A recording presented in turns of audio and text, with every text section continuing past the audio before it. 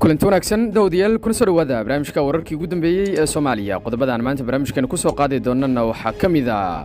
madaxweynihii hore ee Soomaaliya Maxamed Cabdullaahi Farmaajo xalay ka guuray madaxtooyada Soomaaliya xilli berri uu si rasmi ah u wareejin doono xilka madaxweynaha Soomaaliya oo uu ku guuleystay Xasan Sheekh Maxamuud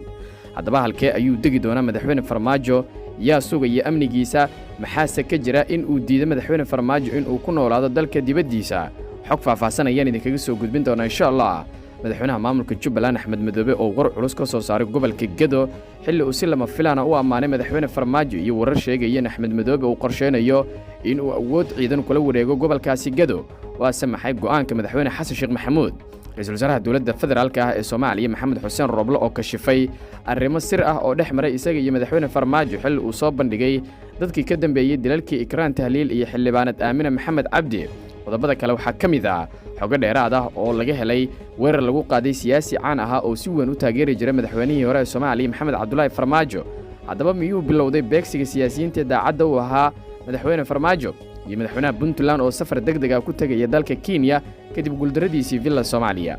qodobadaas ayaan ku faahfaahin doonaa barnaamijka insha Allah waana subax sabti ah 22 bisha shanaad ee May sanada 2022 barnaamijkan si shargareeya oo u sii gudbiya saaxiibadiina kale idinku jira baraha bulshada aad iyo aad ayaad u mahadsantihiin aynu ku bilowno wararkan madaxweynihii hore ee Soomaaliya Maxamed Cabdullaahi Farmaajo ayaa xalay isaga guuray madaxtooyada dalka iyada oo la qorsheynayo in berri uu si rasmi ah u wareejiyo xilka madaxweynaha Soomaaliya wararka lagu kalsoonaan karo oo aynu helayno ayaa waxay sheegayaan in madaxweyne Farmaajo xalayto markaasi uu si rasmi ah uga guuray madaxtooyada Soomaaliya waxaa la sheegay in madaxweyne Farmaajo uu degay guri markaasi u dhow garoonka diyaaradaha magaalada Muqdisho ee caasimadda Soomaaliya si gaar ah xarun markaasi ay leedahay hay'adda ee markaasi qaramada midoobay ee la yiraahdo UNDP oo amnigeeda si weyn markaasi loo ilaaliyo guriga uu degi doono madaxweyne Farmaajo isla markaana uu u soo guuray xalayto ayaa waxaa la sheegay inuu yahay guri markaasi kira ah oo uusan madaxweyne Farmaajo lahayn inkastoo madaxweyne Farmaajo uu isagu markaasi awooday sida la tilmaamay in uu gato guri ayaa haddana waxa uu iska fogeynayay amaba uu iska ilaalinayay in markaasi uu la mid noqdo madaxweynayaashii isaga ka horeeyay si gaar ah madaxweyne Xasan Sheekh Maxamuud oo markaasi isagu lagu eedeeyo in uu dhacay hantidii ummadda Soomaaliyeed madaxweyne Maxamed Cabdullaahi Farmaajo oo Soomaaliya soo hogaaminaya 5 sano ee la soo dhaafay ayaa ugu dambeyn waxa uu noqon doonaa mas'uul hore waxa uuna markaasi ku ekaan doonaa hoygiisa sida la sheegayo ciidamo si gaar ah markaasi u tababaran ayaa amnigiisa sugi doona oo waliba markaasi u badan ee beeshiisa waxaana la sheegay in madaxweynaha amnigiisa aad loo adkeyn doono maadaama xasaasiyad badan laga qabo madaxweyne Farmaajo oo siyaasiyiinta mucaaradka ay aad markaasi ugu kacsanaayeen muddooyinkii ugu dambeeyay ee talada Villa Soomaaliya uu markaasi joogay dhinaca kale warar la xaqiijiyay ayaa sheegaya in madaxweyne Farmaajo uu diiday in uu ku noolaado dalka dibaddiisa isla markaana uu Soomaaliya yimaado xilliyada ugu dambeeya ee doorashada ee dalka markaasi la galayo madaxweyne Farmaajo oo isagu markaasi dhibco waaweyn ka haysta shacabka Soomaaliyeed ayaa iska ilaalinaya in markaasi laga helo waxyaabo markaas shacabka ay ku nici karaan oo ugu horeyso in uu guri ka gato magaalada Muqdisho in uu markaasi dib ugu laabto halkii uu ka yimid ee Mareykanka amaba wadamo kale taasi oo ay keeni karto in shacabka Soomaaliyeed ay nacaan isla markaana ay u arkaan nin xildoon ahaa markii uu xilkii waayana uu markaasi dib ugu laabtay dalka dibaddiisa amaba halkii uu ka yimid wararku waxay intaas ku sii darayaan in madaxweyne Farmaajo ay macquul noqon karto in 2 bil ilaa 3 bil ugu horeysa uu markaasi nasiino ku soo qaadan doono mid ka mid ah dawladaha caalamka iyadoo la carabaabay dalka Turkiga oo ay suurtagal noqon karto in madaxweyne Farmaajo xogaa nasiino ah oo ku saabsan siyaasadihii adkaa iyo doorashadii loogu guuleystay in halkaasi uu markaa waqti ku soo qaadan doono waxaana wararkaasi yihiin kuwa aan weli si rasmi ah xaqiiqdooda loo helin berri ayaa la filayaa in madaxweyne Farmaajo uu si rasmi ah xilka ugu wareejiyo madaxweynaha talada dalka ee la wareegaya ee Xasan Sheekh Maxamuud waxaana wixii berri ka dambeeya la filayaa in dekreetooyin ay ka soo baxaan xafiiska madaxweynaha cusub ee Soomaaliya Xasan Sheekh Maxamuud dekreetooyinka soo bixi doonana waxaa ugu horeeya sida la fahamsan yahay midda lagu magacaabayo ra-iisul wasaaraha cusub ee Soomaaliya hogaamin doona 4 sano ee soo socota. hagaag dhinaca kale madaxweynaha maamulka Jubbaland Axmed Maxamed Islaam Axmed Madoobe ayaa waxa uu war culus ka soo saaray xaaladda gobolka Gedo isagoo oo si durxula u amaanay madaxweynihii hore ee Farmaajo.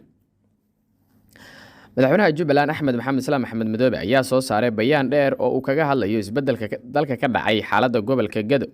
madaxweyne Axmed Madoobe waxa uu sheegay in sanadihii la soo dhaafay Jubbaland ay dhibaato culus ka soo gaartay khilaafaad ay abuurtay dowladdii madaxweyne Farmaajo taas oo aad u saameysay gobolka Gedo, balse waxa uu sheegay in madaxweyne Farmaajo uu ku mahadsan yahay sida markaasi uu u wareejiyay xilka amaba uu u aqbalay natiijada doorashada. madaxweynaha Jubbaland Axmed Madoobe waxa uu tilmaamay in hadda Jubbaland ay diyaar u tahay xalinta caqabad kasta oo markaasi ka jiray gobolka Gedo, isagoo tilmaamay in caqabadaha gobolkaas ka jiray ay ahaayeen kuwo dana gaar ah laga lahaa balse aan quseyn bulshada deegaanka sida markaasi uu tilmaamay. Axmed Madoobe ayaa ballan qaaday in kala aragti duwanaantii iyo khilaafkii dowladda federaalka ay gobolkaasi ka abuurtay aan cidna loo beegsan doonin, dadka deegaanka iyo guud ahaan shacabka Jubbaland ay u siman yihiin xuquuqaha ay xaq u leeyihiin, wax walbana ay markaasi wada hadal lagu dhammayn doono. dhinaca kale warar kale ayaa sheegaya in Axmed Madoobe uu qorsheynayo in awood ciidan uu markaasi kula wareego gobolka Gedo haddii markaasi xal kale uu waayo. sidoo kale madaxweynaha cusub ee Soomaaliya Xasan Sheekh Maxamuud ayaa isaguna la eegi doonaa sida uu u maareeyo gobolka Gedo oo madaxweynihii isaga ka horeeyay Farmaajo uu geeyay ciidamo aad u fara badan kuwaas oo iyagu ilaa ay hadda ku sugan lamana oga sida markaasi uu wax u maareyn doono, balse Axmed Madoobe ayaa rajo badan ka qaba in gobolkaas gacantiisa dib loogu soo celin doono. barnaamijka wararkii ugu dambeeyay ee Soomaaliya ayaad la socotaan. haatan aynu fiirino ra-iisul wasaare Maxamed Xuseen Roble ayaa waxa uu markaasi ka hadlay arrimo gaar ah oo dhex maray isaga iyo Farmaajo. waxa uu sheegay in isaga iyo Farmaajo laga dhex shaqeeyay isla markaana mar waliba oo ay heshiiyaan amaba ay heshiin jireen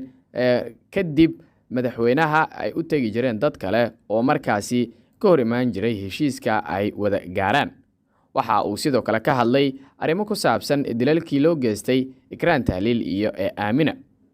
waa xildhibaanad Aamina. Ra-iisul Roble waxa uu sheegay in qofka markaasi la dilay amaba qofka wax dilay laga soo qaaday gobol kale oo la keenay beledweyne isla markaana ay cid gaar ah ka dambeysay dilka xildhibaanad Aamina. sidoo kale waxa uu meesha ka saaray in dilka xildhibaanad Aamina ay ka dambeeyeen kooxaha Al-Shabaab, sidaa daraaddeedna ay la xiriirto dilkii Ikraan oo ay si weyn ugu doodi jireen markaasi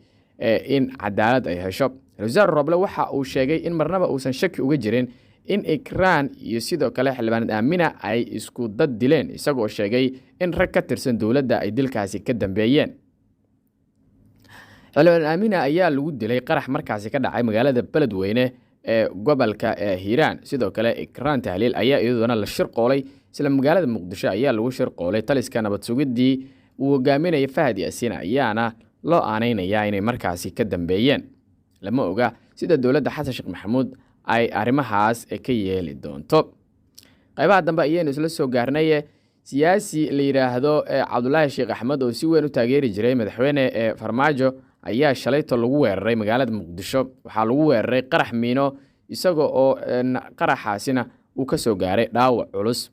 dhaawiciisa hadda waxaa lagu dabiibaya cisbitaalka Digfaar ee magaalada Muqdisho, halkaas oo markaasi lagula tacaalayo.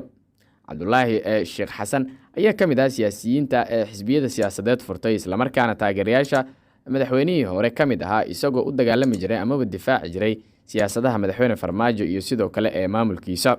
weli ma jirto koox sheegatay qaraxa. sidoo kale booliiska dowladda Soomaaliya ayaanan iyagu weli markaasi ka hadlin. dadka qaar ayaa ku micnaynaya inay tahay